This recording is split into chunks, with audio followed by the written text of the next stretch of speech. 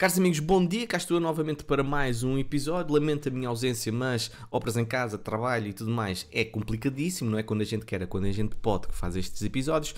Mas eu acho que vai valer a pena, acho que valeu a pena porque eu vou-vos trazer hoje um episódio com conteúdo alfa top. Portanto, eu acho que tu vais mesmo gostar e se estás na dúvida, ou se pelo menos conheces pessoas que estão na dúvida em estar neste mercado, se calhar vai-te ajudar também um pouco. Não é aconselhamento financeiro, vão ser dados factuais que eu acho que vai ajudar a tirar algumas conclusões. Portanto, meus amigos, se gostas deste tipo de conteúdo, se procuras mercado de cripto, se procuras ligação com o mercado tradicional, macroeconomia e tudo mais, este é o episódio para ti, a falar em português de Portugal.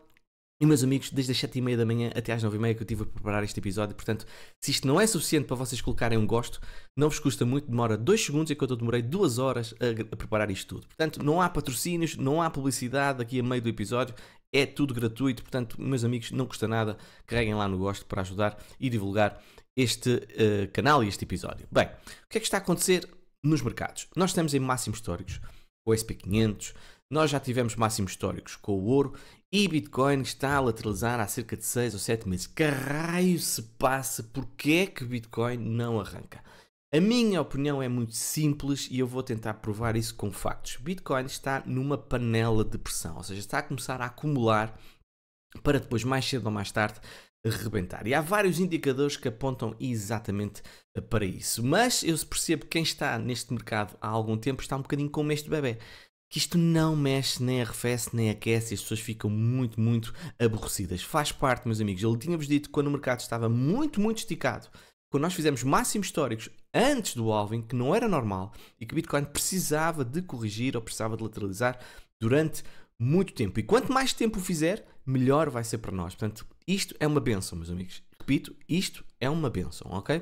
Portanto, se nós olharmos para Bitcoin, e se formos aqui, juntarmos aqui este indicador BBWP, que é gratuito, vocês vão aqui, escrevem BBWP e aparece os Bollinger Band Wide Percentile, vocês vão ver, então claramente aquela bull flag, já sabemos, mas reparem que nós estamos em uma situação de fraca volatilidade extrema. Nós já temos 1, 2, 3, 4, 5, 6 barras azuis e isto é muito raro acontecer. Nós estamos num time frame de 2 semanas em Bitcoin e reparem, a última vez que isto aconteceu foi em 2023, em que tivemos 5 barras azuis, tivemos 196 dias a lateralizar, já vamos com 210, e depois, quando Bitcoin saiu desse período de lateralização, nós subimos 145%. Não quer dizer que vamos subir 145%, quer apenas dizer que há um movimento explosivo, um movimento de aceleração forte por parte do Bitcoin. Nós obviamente queremos que esse movimento seja para cima, o BBWP não garante que seja para cima nem para baixo, não garante, apenas diz que a volatilidade virá, ok? E nós estamos exatamente nesse ponto. Se nós olharmos também para o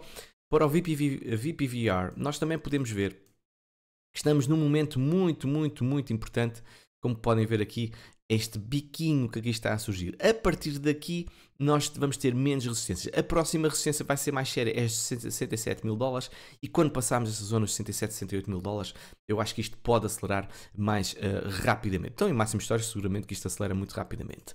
Podemos ver que, tal como eu disse há 2 episódios atrás, nós estamos no 6º mês depois de atingirmos o topo, atenção, depois de atingirmos o topo de março, estamos no 6º mês de lateralização, e muito semelhante a 2019, em que nós tivemos também, depois de atingirmos o alto em junho de 2019, de um movimento muito forte, nós tivemos cerca de 6 meses e foi na 6ª vela que nós tivemos o breakout da tendência de descida. Portanto, aqui é uma bull flag melhor do que foi vista em 2019. Portanto, este mês pode ser o mês em que nós, de facto, viramos a página e quebramos.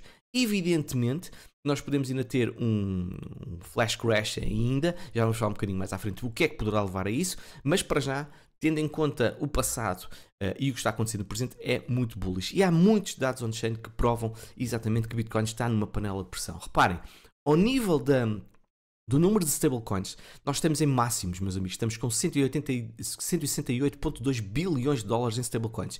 Isto significa que há muita gente fora do mercado, muita gente em stablecoins, que Tether também imprime muita stablecoin, exatamente a preparar-se para um movimento possível, eventual movimento de alta que nós acreditamos que virá daqui para a frente. Reparem também ao nível da procura de Bitcoin.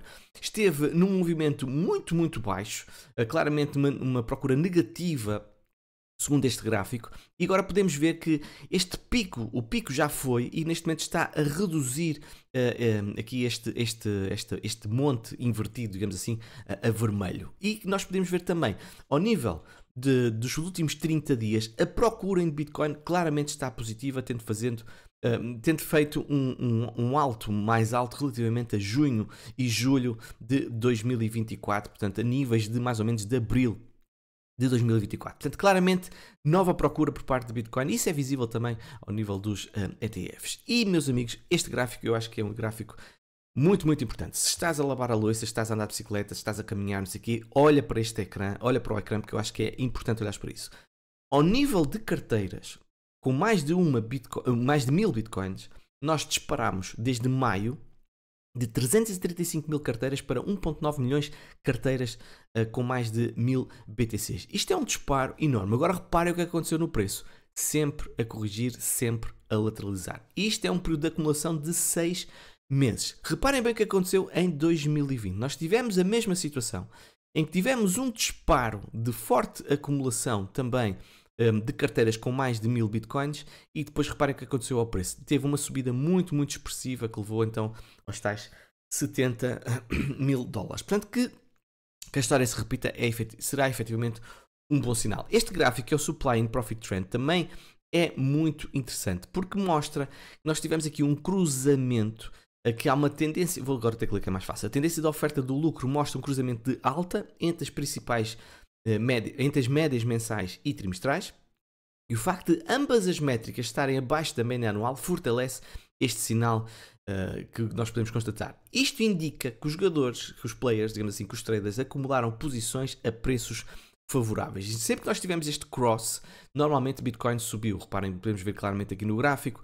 sei lá, mais ou menos aqui dos 17 mil, levou até aos 30 mil, depois também tivemos outro crossing mais ou menos dos 30 mil, em que levou aos tais 70 mil dólares. Portanto, estamos novamente a ter o mesmo cruzamento, que é efetivamente bastante positivo. Outro indicador é o que está a acontecer com o ouro versus Bitcoin. Se nós olharmos para o passado, ou melhor, nós podemos ver que o ouro está a arrancar. O ouro é esta linha cor-de-rosa. Desde fevereiro, que Bitcoin está a lateralizar, enquanto que o ouro completamente disparou. Mas em ciclos anteriores, nós podemos ver que normalmente funciona assim. O ouro arranca primeiro e só depois Bitcoin arranca. Se calhar uma transferência de ouro para BTC, mas por exemplo em julho de 2020 nós podemos ver que ouro atingiu o seu pico, depois começou a corrigir e foi quando Bitcoin passou dos 11 mil aos 61 mil dólares. Tal como em agosto de 2017, o ouro atingiu o seu pico, depois teve uma ligeira correção e então Bitcoin passou dos 4 mil aos 15 mil dólares. Portanto, se a história se repetir, estamos então a ter um primeiro movimento de ouro e só depois é que nós vamos ter esse movimento de alta por parte de BTC. Outro gráfico muito importante é o que está a acontecer ao nível do M2, mas estamos a falar dos bancos centrais, os principais bancos centrais. Tirando o banco japonês, eles estão claramente a entrar em quantitative easing, ou seja, estão a flexibilizar as suas posições, o que vai aumentar, obviamente, a liquidez e terá um impacto positivo ao nível das ações, ao nível do ouro e seguramente ao nível também de Bitcoin. Portanto, isto também é um dado muito importante. E nós podemos ver, por exemplo, o BCE, de uma forma até inesperada, está a pensar diminuir de uma forma mais expressiva as suas taxas de juros, pelo menos até mais 2 vezes, até ao final do ano, se calhar 0,25 a mais 0,25. Bem como entrar num quantitative easing que obviamente é bastante bullish para toda a economia europeia. E isto está a ter um efeito, é isto que está a acontecer em várias partes do mundo. A China, nós já sabemos que tem essa posição, mostraram que iam apresentar uma bazuca de apoio à economia chinesa e ao mercado acionista e tudo mais, ao mercado imobiliário que está em crise profunda. Mas as apostas que o investimento que a China está a fazer não é suficiente. A pressão deflacionária na China está a aumentar à medida que os investidores buscam mais estímulos para a economia. Portanto, todos os investidores e todos os dados estão a apontar e estão a dizer à China: não chega essa bazuca, vocês vão ter que comprar 2 bazucas, provavelmente, para devolver a China ao patamar que eles querem que esteja ao nível de crescimento de, acho que é cerca de 5% ao ano. Agora, há outro dado, agora falando um bocadinho sobre Ethereum e também altcoins. Nós estamos, provavelmente, no fundo, se a história se repetir, de Ethereum BTC. Okay? Se vocês forem ao gráfico Ethereum BTC, se colocarem um time frame de 12 dias, vocês vão ver que Ethereum está aqui a azul, atingiu o RSI, digamos assim, de nível 30 pontos, em agosto de 2019. Curiosamente, foi quando nós tivemos a alta histórica de dominância nessa mesma altura, em agosto de 2019. Portanto, neste momento nós estamos num movimento de alta, deduzimos que sejam prestes ou no topo da dominância de Bitcoin, enquanto que Ethereum está num movimento claramente de baixa, de capitulação, de exaustão. Ninguém quer ter Ethereum, toda a gente mine Ethereum, é a narrativa que nós vemos no mundo das criptomoedas. E nós estamos exatamente no mesmo nível de 30 pontos, ou seja, isto já não acontecia há 5 anos. Portanto, poderá ser o início, se isto correr bem, de uma inversão ao nível de Ethereum BTC e, obviamente, de uma alt-season. Portanto, esperemos que assim seja. É um dado também importante que não é garantia, mas que eu precisava de vos mostrar também. Curiosamente, ou não, a BlackRock vendeu Bitcoin e comprou Ethereum. É verdade. BlackRock vendeu 182 BTCs no valor de 11 milhões de dólares, enquanto comprou 7.574 Ethereum, peço desculpa, no valor de 18,5 milhões de dólares. É claramente um sinal de aposta em Ethereum, se calhar um sinal também para os seus próprios investidores, para olharem para Ethereum com outros olhos, mas também acho que é um sinal de aproveitar, ou seja, eu considero a BlackRock extremamente inteligente. Comprar nesta altura Ethereum poderá não ser uma má jogada, é um risco, como é óbvio, o sentimento é horrível, mas normalmente é assim que se fatura, não é quando o mercado está eufórico, é quando o mercado está em baixa, como nós sabemos, ok?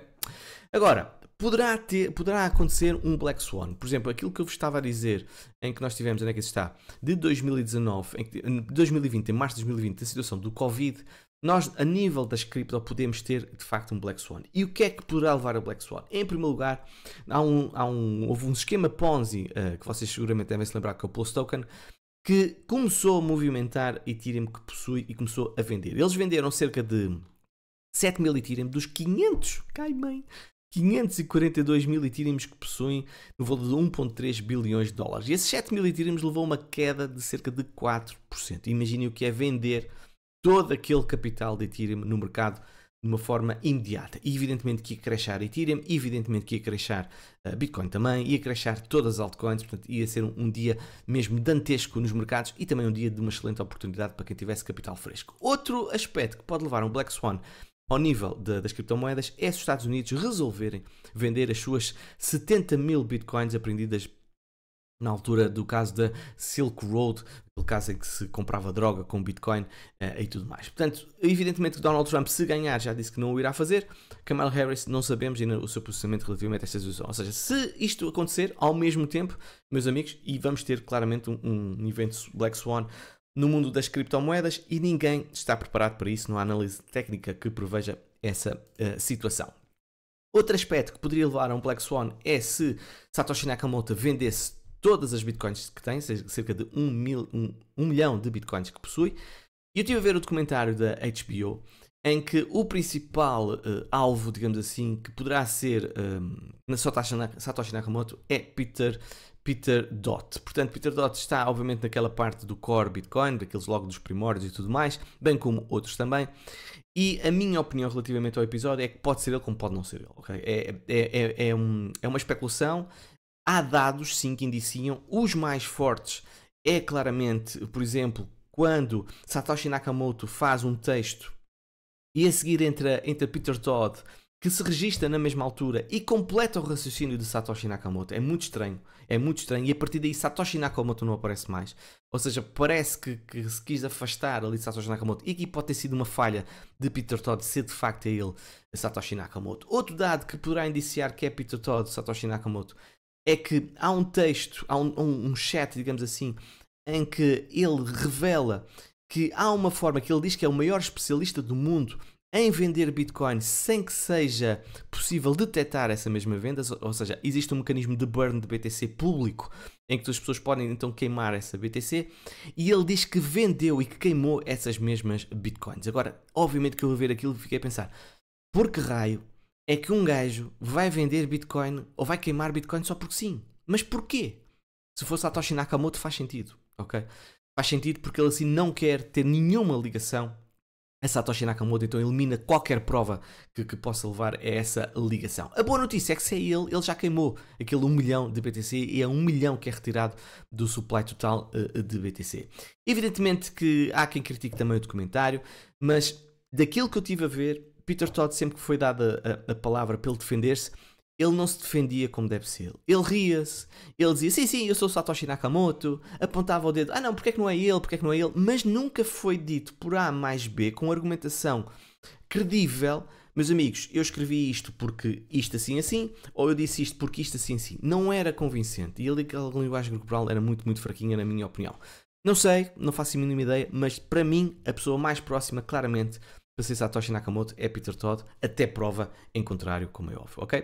Mas recomendo mesmo que vocês vejam o episódio, até por uma questão de história de BTC é muito, muito interessante.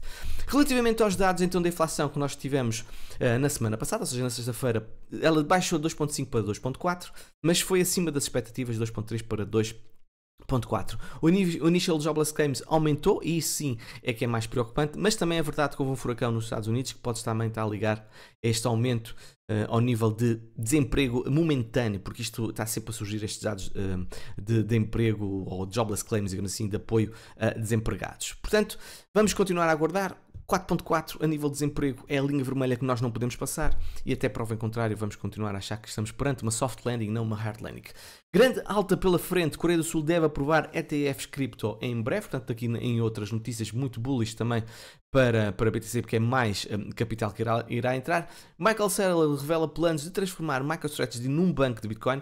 Eu acho que isto é uma jogada de mestre por parte de Michael Saylor, porque a quantidade de BTC que ele tem já lhe pode dar, de facto, essa capacidade de se tornar um próprio banco, ok? Ele diz que o objetivo não é emprestarem as suas Bitcoin, até porque o valor gerado pela própria Bitcoin já é suficiente para emprestar dinheiro, mas sinceramente aquilo que me agrada mais nesta notícia é que isto pode obrigar ou criar algum FOMO no setor, na banca tradicional, para começar a disponibilizar produtos com BTC como colateral, ok? E então começarem a adquirir Bitcoin também para os seus próprios portfólios. Portanto, eu acho que é efetivamente bullish esta notícia.